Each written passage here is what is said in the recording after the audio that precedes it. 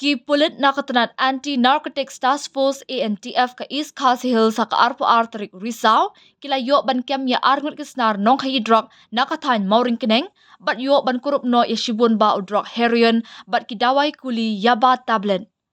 Kini ki arngut kibla Shah kem kidai umastak Ahmad Mazumdar arpun Rio, bat u Hanif Ahmed Laskar arpun dais nyamberta.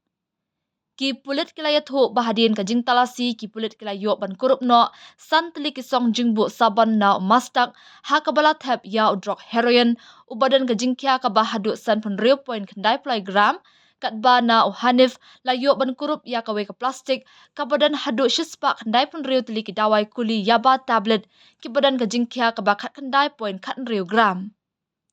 Na luar kata la kurup ru ya ka mobile phone jongki ka epic bat pan card.